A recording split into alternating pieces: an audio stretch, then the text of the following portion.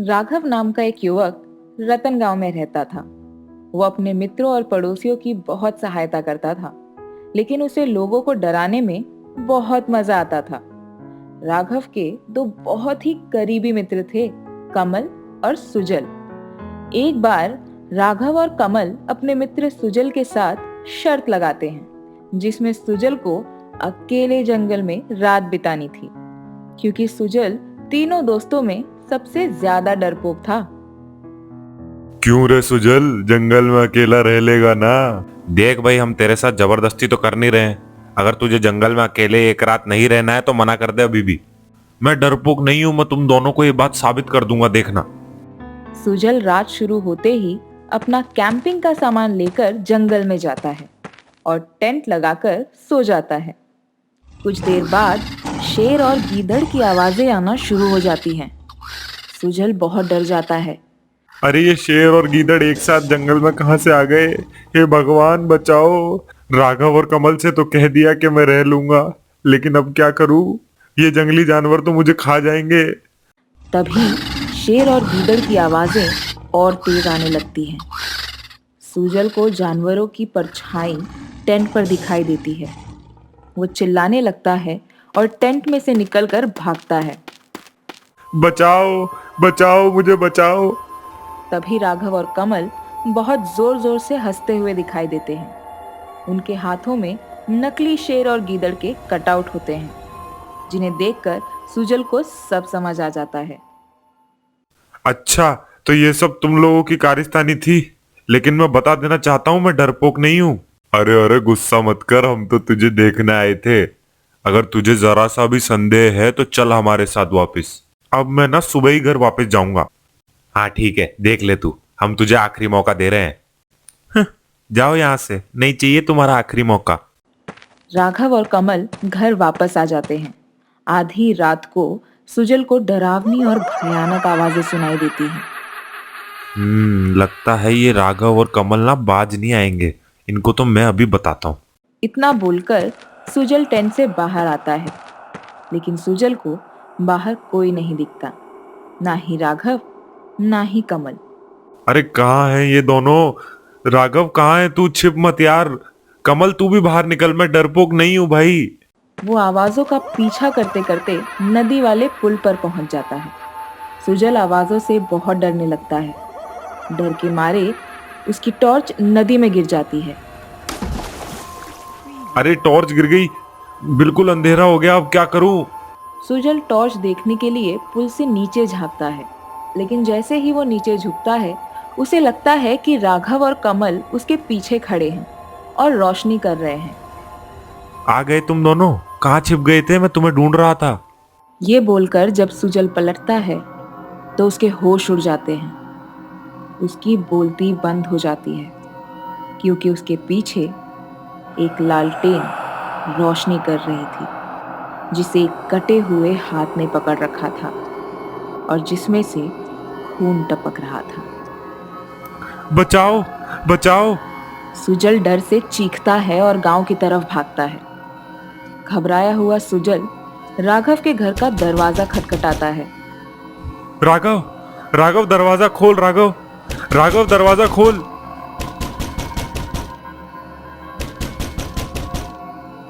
राघव दरवाजा खोलकर देखता है तो सुजल सामने खड़ा है और इतना घबराया हुआ है कि सांस नहीं ले पा रहा है। अरे अब रात में क्या हो गया भाई? तेरी हवाइयाँ क्यों उड़ी हुई है? वो हाथ, कटा हुआ हाथ। क्या क्या बकवास कर रहा है? ठीक से तो बोल, पहले अंदर आ। रुक, मैं तेरे लिए पानी लेके आता हूं। अब बता। वो जंगल में पुल के ऊपर एक कटा हुआ हाथ था, लालटेन के साथ, लालटेन वाला कटा हुआ हाथ। कौन सा लालटेन, कौन सा हाथ? आराम से बता, मुझे कुछ समझ नहीं आ रहा। सब ठीक था, मैं टेंट लगाकर सो रहा था, तभी वहां आधी रात में कुछ आवाजें सुनाई दी। मैं वो आवाजें सुनते सुनते पुल तक पहुंचा, जहां मेरे हाथ से टॉर्च छूटकर नदी में गिर गई। जैसे ही मैं उसे देखने झुका, तभी मुझे लगा कि मेरे पीछे तुम दोनों में से कोई खड़ा है, लेकिन वहां एक लालटेन थी जिसे एक कटे हुए हाथ ने पकड़ रखा था और जिसमें से खून भी टपक रहा था। बस भाई तब जो भागा हूँ यहाँ आके रुका हूँ। अरे डरपोक, कमल ने तेरे साथ मजाक किया होगा या फिर तू मुझे डराने की कोशिश कर रहा है। नहीं भाई मजाक नहीं कर रहा, मैं तुझे डराना भी नहीं चाहता, ये सच बात है। अच्छा अच्छा ठीक है, कल चलते हैं तेरे लालटेन वाले हाथ से मिलने। मैं नहीं जाऊंगा। अरे डर मत भाई, मैं रहूंगा ना तेरे साथ। नहीं नहीं। अरे चल ना, कमल को भी बुलाते हैं। चल अभी आराम कर। अरे सुजल चल, कमल को भी लेने जाना है। मैंने रात को उसको कॉल कर दिया था, वो तैयार होगा।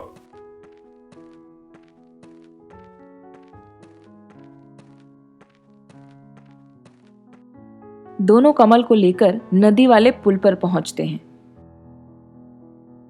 मुझे तो कोई भूत नहीं दिखाई दे रहा यहाँ। और कहाँ है तेरी लालटेन और कटा हुआ हाथ? अरे डरपोक, अगर एक रात जंगल में नहीं रह पाया तो कहानी बना ली। अरे मैं डरपोक नहीं हूँ, अब तू रात में यहाँ रह के दिखा। हाँ हाँ दिखा दूंगा। अच्छा अच्छा शांत हो जाओ भाई दोनों। सुजल ये बता, टॉर्च कहाँ गिरी थी? यहीं नदी के पानी में। कमल टॉर्च ढूंढ यार नदी में। हम तीनों में से तेरे को ही सबसे अच्छा तैरना आता है। पता तो चले ये सुजल सच भी बोल रहा है या नहीं। अरे तुझे क्यों भरोसा है इसकी बात पे? ये शर्त हार गया इसलिए ड्रामा कर रहा है। रात में ही क्यों दिखाई से हाथ, अभी दिन में क्यों नहीं दिख रहा? देखना यार प्लीज, मैं कह रहा हूँ प्लीज देख ले। देखता हूँ यार, क्योंकि तू कह रहा है बस इसलिए। राघव की बात मानकर कमल नदी में जाता है।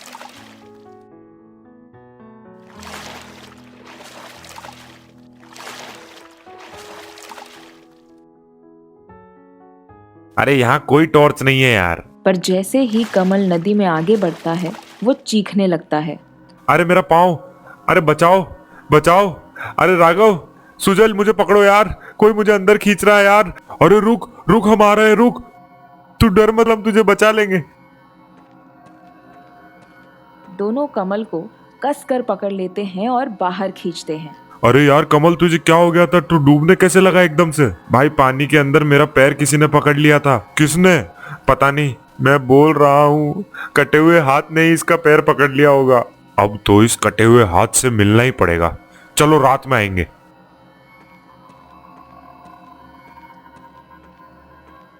कोई तो हमें जबरदस्त बेवकूफ बना रहा है। तू क्या कहता है कमल?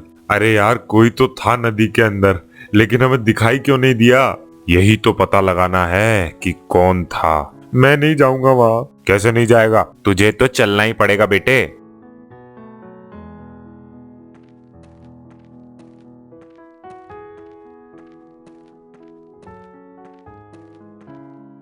आधी रात में तीनों जंगल में नदी पर बने पुल पर पहुंचते हैं। कहाँ है रे तेरा लालटेन वाला भूत?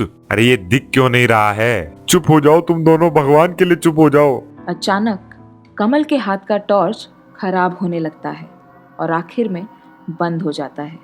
अरे ये कैसे बंद हुआ? अरे कोई नहीं, मेरे पास भी एक टॉर्च है। अरे भाई सुजल, कहाँ है तेरा लालटेन वाला भूत? कुछ देर बाद राघव का टॉर्च भी बंद हो जाता है। अरे अब ये भी खराब हो गई। जब लालटेन की जरूरत होगी तभी तो लालटेन वाला हाथ आएगा ना। भागो भागो। लालटेन वाला हाथ उनके पीछे पीछे जाता है। भागते भागते राघव नदी में गिर जाता है। अरे बचाओ, मुझे बचाओ, मुझे कोई नदी में खींच रहा है। दोनों दोस्त डरते डरते राघव को बचाने के लिए पीछे मुड़ते हैं। अरे यार तुझे भी अभी गिरना था नदी में। कमल और सुजल डरते डरते राघव को बचाने जाते हैं। तभी राघव के पीछे एक भयानक आकृति दिखाई देती है। राघव, राघव तेरे पीछे। अरे एक और भूत है यार। राघव जैसे पीछे मुड़ता है वो भयानक आकृति उसे पकड़ लेती है। बचाओ बचाओ मुझे। तभी लालटेन वाला हाथ राघव के पास आता है। उसकी रोशनी बहुत बढ़ जाती है। किसी को कुछ दिखाई नहीं देता। तीनों रोशनी के कारण कुछ देर तक देख ही नहीं पाते। ए राघव, तू ठीक है ना? हाँ भाई ठीक हूँ। अरे लेकिन तू नदी से बाहर कैसे आया? लालटेन वाला हाथ अभी भी उन तीनों के पास रोशनी कर रहा था। लगता है इस लालटेन वाले भूत ने तो हमारी मदद करी है। हाँ यार मुझे भी यही लगता है। शुक्रिया लालटेन वाले हाथ, हम तो तुम्हें गलत समझ रहे थे, तुम तो अच्छे निकले।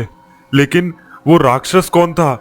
ये एक बहुत लंबी कहानी है, कल सुबह आना तब बताऊंगा। अभी तुम सब घर जाओ।